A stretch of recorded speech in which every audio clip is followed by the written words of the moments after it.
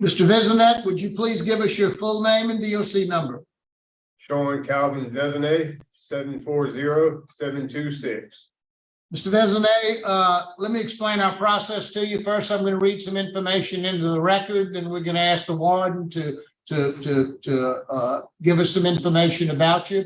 We'll conduct a parole interview with you. At the end of that interview, you'll have an opportunity to say whatever you'd like to say to the board, and then we'll vote. You understand our process, sir? Yes, sir, I do. Okay, this is Shawn Vezinat, DOC number 740-726, date of birth September the 26th of 1984, third felony offender. He has a parole eligibility date of May 23rd of 2024, an adjusted good time date of October 15th, 2024, and a full term date of December the 4th of 2032. He is currently serving a 12-year sentence on the charges of theft of a motor vehicle, simple burglary, contraband, theft over $500, simple burglary, and simple escape. Does that sound pretty accurate, Mr. Vezinat? Yes, sir, it is completely. Your case has been assigned to me, so I'll begin our interview process with you. Mr. Vezinat, how old are you, sir? I'm 39 years old. And how long have you been in prison on these charges? Since 2021, the beginning of 2021. Okay, so what is that, 2.5 years? Yes, sir. Tell me why you're in prison now. Well, I've been addicted to drugs since I was 17 years old. I've always had a problem with it. And with me being on drugs, I never wanted to work, so I used steal things to pay for my drug habit. And that's predominantly the main reason why I caught these charges was over drugs. So when did you start using drugs? When I was 17 years old, after I dropped out of school, And what sort of drugs were you using?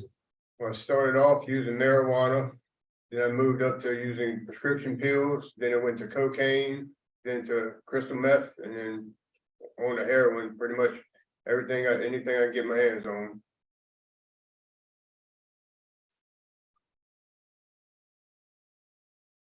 Have you ever had treatment for any sort of long-term treatment for your drug addiction? No, sir, I haven't. How often were you using drugs? Every day? Daily, yes, sir. What programs have you taken while you've been in prison to help you with your drug addiction? I've taken AA, NA 12-step, living in balance, and pre-release. Now, those are educational courses. What have you learned? Well, I learned that I'm always going to be an addict for the rest of my life. I'm always going to struggle with it. I have to do things to put myself out of the predicaments that I put myself into. I have to keep myself busy, stay working, stay away from all my friends, all the people I used to hang out with. I got to really separate my life from everyone that I had anything to do with before. When did you last use drugs? Probably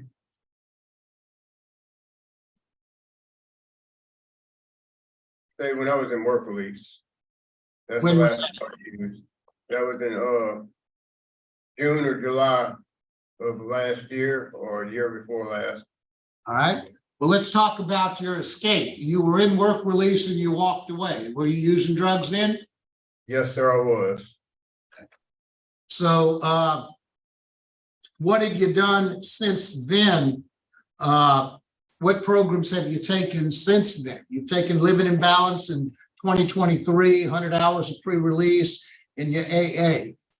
Yes, sir. I've also taken, How are you going to stay sober if you get out? well, I need to definitely enroll in some AA and NA programs when I get out, some counseling, stay busy with a job, be with my family, my son. I have a lot of things I could do to stay off drugs. I just got to do it. You have a very high needs for substance abuse and antisocial thinking. You are a moderate risk, and I'm sure it's because of your drug use. Don't you think you need some long-term substance abuse treatment, inpatient sort of treatment? I completely agree with you, which I've never had it. And I'm I'll do anything that will help, anything to get me back on the path I'm supposed to live. I'm tired of living like this. What would be your transition plan if you were to get long-term treatment and be released? You do have a good term date of October of next year, 2024. Hopefully we can get you in a program, speed that date up. But where would you live? What would you do if you get out? Well, I have a trailer mobile home in Independence that my mom and my dad left to me. I will live there. And my nephew, he's been working at Sanderson Farms for quite a few years in Hammond, and he will be my way to and from work. What kind of work would you do? It's at a chicken plant. They process chickens for Sanderson Farms, like Okay. deboning, plucking. So your nephew would help you get a job? Is that what I'm hearing? Yes, sir. He's been working there for quite a few years, and it's a really good job. They have insurance, they pay well, and he'll be my ride to and from work until I'm able to get my own vehicle.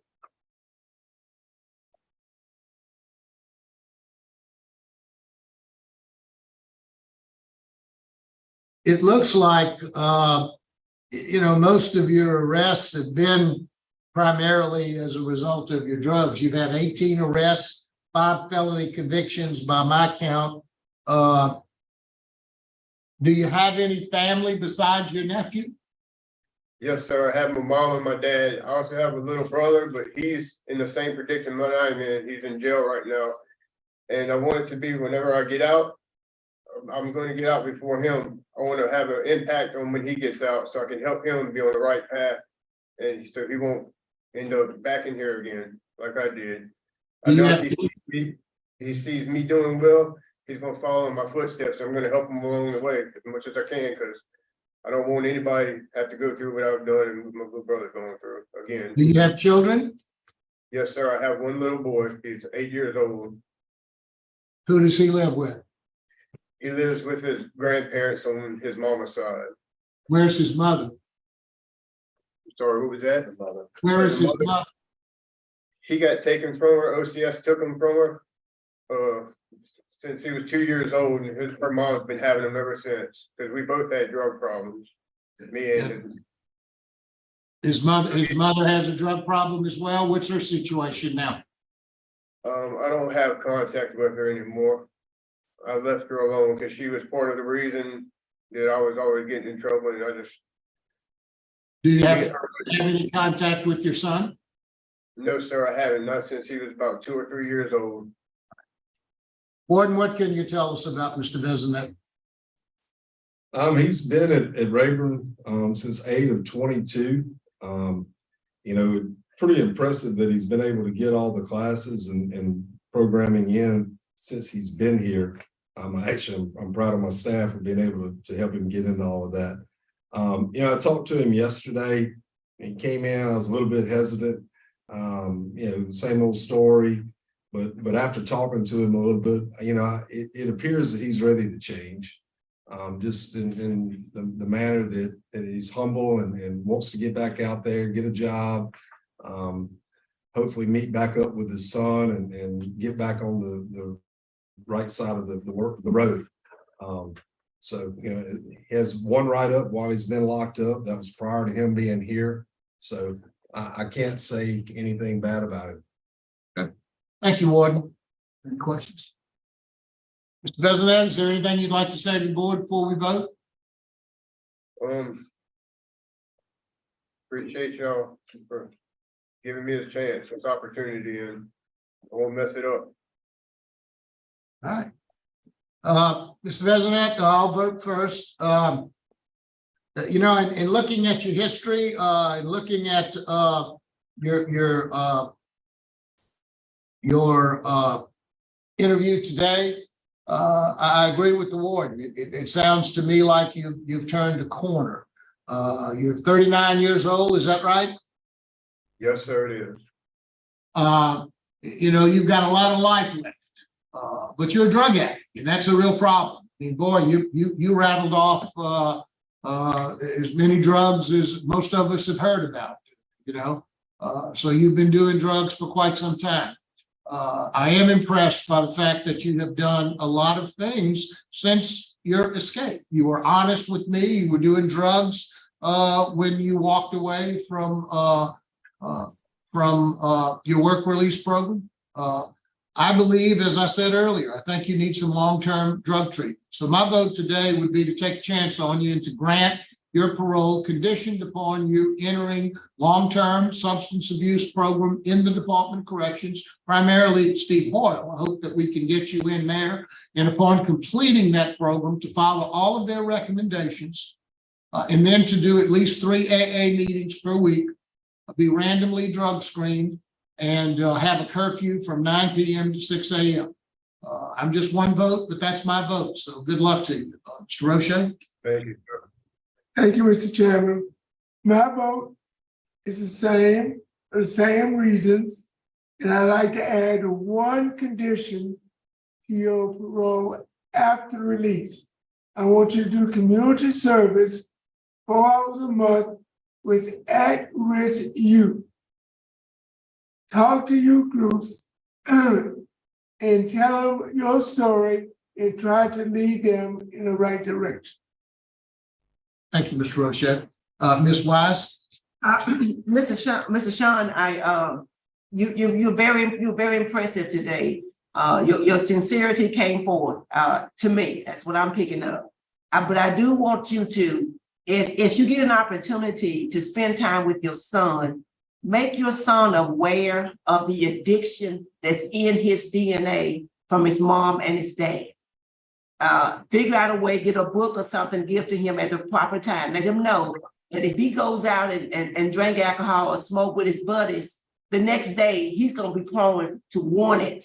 Whereas other friends, they might smoke alcohol and they fine the rest of the week, and the next weekend they'll do it then. But because of the DNA from his parents, his addiction is going to be a whole lot different. And I pray you have an opportunity to tell him that. My vote is to grant as well for the reasons already stated. But due to your poor supervision history, I want you to report weekly for the first 4 weeks with your PO. Get acclimated to your PO. Figure out that your PO is on your team and wants to help you. Best wishes to you, sir. Thank you, Ms. Wise.